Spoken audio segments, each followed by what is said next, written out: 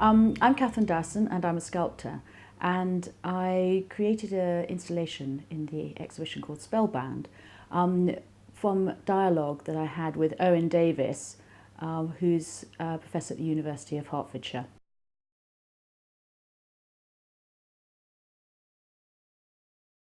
I made Concealed Shield. Concealed Shield is like you're basically you're walking into a chimney. So it's a very large space, blacked out space. A glass heart, quite large, hangs up above your head, about 9 meters above the head, and so you can't actually touch it. And it's illuminated with red laser diodes, and the diodes then pierce the heart and then spread out all around the walls. And because the heart is moving very gently, the shadows move very gently on the walls. And so it looks like it's breathing, but also there's the piercing of the laser is symbolic of the piercing of the nails. And so the piercing of the nails, so that the nails pierce the heart, so there would be, the witch would be screaming. And so this is the idea that this piercing going on, but also red. Red was a very mystical colour. And so I like the idea that that these things were red as well. But I have a sound component. So I have the familiars, and the familiars are little animals that have been associated with witches. And so I have this scuttling noise, which are going around like the skirting board, and it's scratchy noises and flapping of wings, and of course sort of feathers are kind of magical symbols and objects as well. And I can't bear the idea of flapping pigeon wings in chimneys. They sort of freak me out. So you have this noise going on, and it's really, are they the familiars, or are they sort of vermin, or what are they behind the actual skirting board? So you're walking in there, and I want you to have a little bit of a shiver going down your spine. I made Concealed Shield by two of us blowing the glass together. So actually I blew it in Tain, and Tain is just across the estuary in Scotland from Dornoch, and that's where the last witch in Britain was legally burnt. It was an interesting, there was three of us blowing, well actually there was four in the end, people working together on this. There was two guys blowing, and then myself and another girl pushing at the base to make sure that when they were blowing we were keeping it into a heart shape. So there was a lot of fire, a lot of smoke, a lot of, it's a big deal. It was hard work and it was great fun. I mean, it was an interesting thing. But so then I made several. I mean, I made a really large one, but it didn't look right in the space. So I didn't actually put that one up. So this is the smaller of the two hearts I created.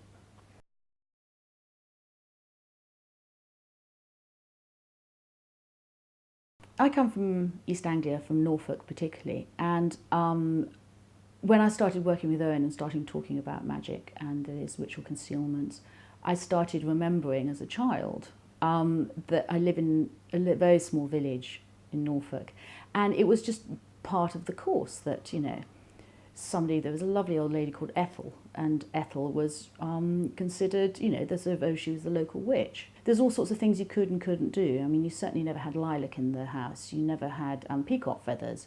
And in fact, from an old barn, subsequently, of this wonderful old man who had this shed, I discovered some hagstones just on the left-hand side of the door as you walked in. In fact, these are the hagstones, which I think are absolutely amazing. I mean, in East Anglia, you often see these hanging up because there's flints, of course, they always have holes in them. But this was very specifically, if this is the doorway, they were just hanging just there. And I just thought, until having spoken to Owen about it, I just picked them up thinking, God, these are really wonderful, I'll hang on to these. And I didn't photograph them in situ and all this kind, which I should have done. And it wasn't until I was talking to Owen that I discovered about hagstones and how significant they are to ward off evil. I knew about shoes being found, and in fact, only about 6 months ago, a neighbour found a child's shoe up one of the chimneys. She lives in one of the very old farmhouses there. I knew about the pierced hearts because I saw them in the Pitt Rivers Museum, and I've always been fascinated by those kind of things. But I was just feeling by the end of it that actually I have 3D printed my heart and 3D printed my brain from other previous projects of mine working with scientists. And, you know, I have in my studio all these sort of bits of hearts and brains and all this sort of stuff. And really feeling that I could have been really considered very strange and really quite frightening, I think. So this is something that came out of the discussions, really looking at myself as you know, that I'm of an age where a woman could start feeling vulnerable, you know, to accusations.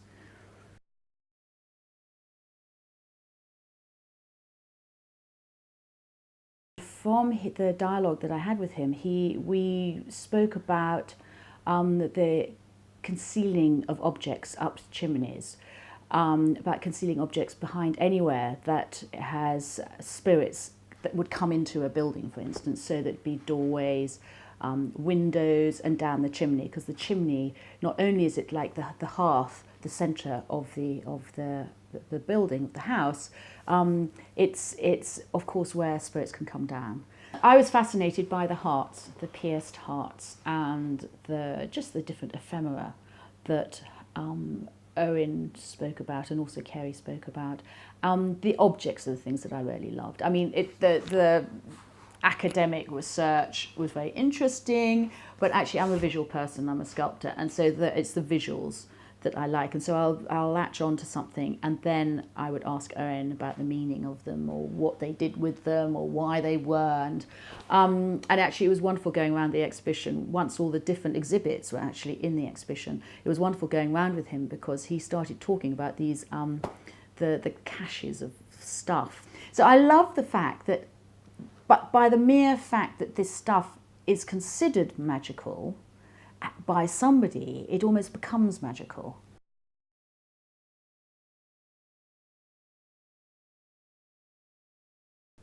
I've worked a lot with different people in my exhibitions. So, I mean, I've usually worked with scientists and collaborated with their discussions and things. And so actually the most difficult thing I found was the language that historians use. Whereas with scientists, they use their language, and I sort of understand it, and I use my language describing it, and they sort of understand it, and we sort of kind of understand and meet in the middle.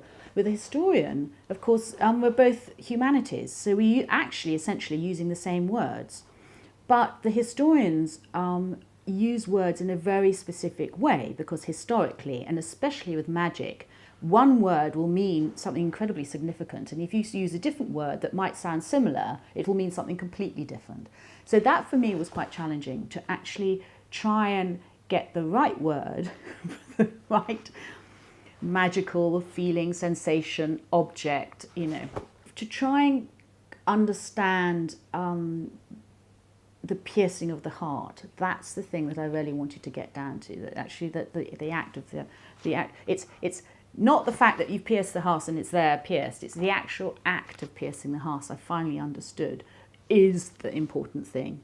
This is what the academics are all trying to grapple with as well, because, you know, it's sort of slightly, I think one person's interpretation can be slightly different to somebody else's interpretation, and it's almost like archaeologists, I think, discovering stuff and thinking, I think this is what's happening, but of course it could be that.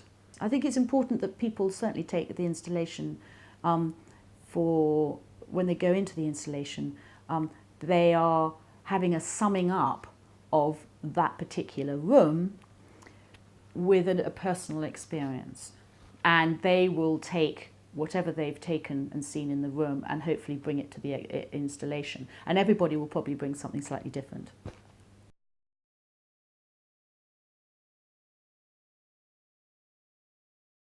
What I loved about this was that the idea that some of the ritual concealment actually might have just been builder's waste, and I just thought that was terribly funny. I love watching archaeology programs, and you see these people digging up stuff and they're pontificating, is it this or that and the other, and it might just be somebody's dropped it, you know. That if you try and think of every day, how you work every day, and then back to historical stuff, it could be a very simple question, or it could be something completely meaningful.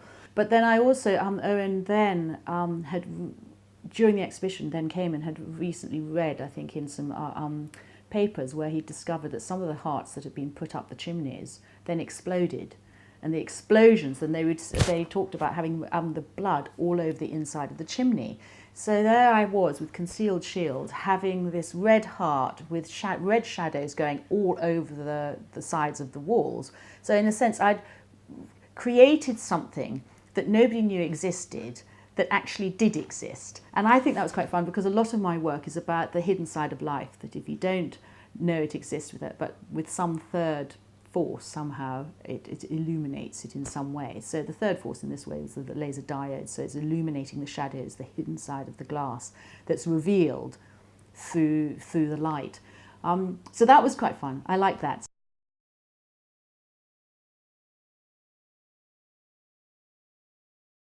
I would say it's changed in the sense that I'm much more aware. As I said, I've lived in Norfolk, and then just what I hadn't really thought about suddenly started coming back in my memory, and started to remember Ethel, remembering certain things, remembering the way it's a small village. It's made me look in a different way whenever I see a shoe. When we came into this house, it was an old stable, and there was a big, in fact I've got a wonderful old, big horseshoe that was sort of stuck here. I'm not going to get rid of it. It's part of the house. And this is another thing that I found really interesting, is that these people who find the objects in the house often as not don't want to take it out of the house, because it's just like sort of tempting fate. It's part of the house, you keep it in the house.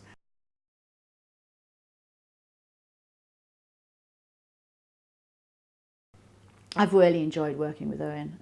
Working with historians and asking questions is very similar to how I usually work with scientists, looking at their visual sort of information and trying to understand what they're trying to talk about and everything. So when I work collaboratively with scientists or historians, I'm like a sponge. So I have to absorb it all, and then something hopefully will kind of regurgitate and come out the other side. So in a sense, it hasn't been any different to how I usually work. I've taken it the same way. But as I've said, the language was different. So that was the challenge this time round, to try and sort of understand the academics around the specific nuances of the words and what they mean. It's made me more rigorous, I think, with my language. Going forward, I mean, the thing that's the benefit for me is actually is creating the piece of work, doing a sound component to the work, because I've never done that before. I've done work where it's moved, and I've had peristaltic pumps, and I've had, sort of glass, and inside it's bubbling, and I've used all sorts of different things like that, and used wax a lot and everything, but I haven't actually used sound. And that was quite challenging, because I didn't know how I was going to start with that. But I worked with a great sound engineer who helped me, get the sound so it went around the room and then above, and you don't really know where it's coming from. I think I'm going to use sound more. I think making a sound is quite interesting. And also, actually, what has also been is at the same time I made a small film about me making the piece of work. And that has been really important, because I've, over the years, documented myself, the work that I've done. And so the idea that I've actually made a film about the making of this, it's only sort of 3 minutes, but it's gone on Vimeo. And so now that's made me realise I've got to actually get down and get all those VHS and Betamax films and edit them into some short clips. So in a sense, that what's happened out of this collaboration for me is to sort out my library of moving images into something that can go onto the internet.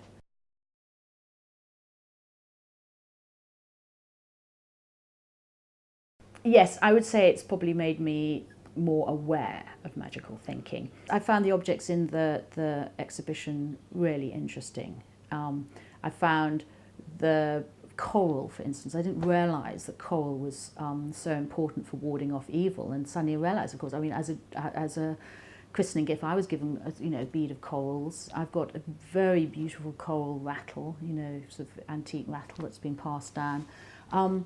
And so that it's all this stuff which I've seen around and about in my life, I hadn't quite taken on the meaning of a lot of these things. Am I magical thinking? I think I probably always was magical thinking, without me quite knowing I was. So I've become more educated maybe in the magical thinking. And actually, what I found fascinating is how riveted everybody else is about magic. And all I have to say is that I've been creating an installation for an exhibition about magic and ritual and witchcraft, and everybody just blossoms and starts telling me all about their experiences, what they've done, you know, and where's the exhibition, and they must go and see it. And so there's a real interest and need.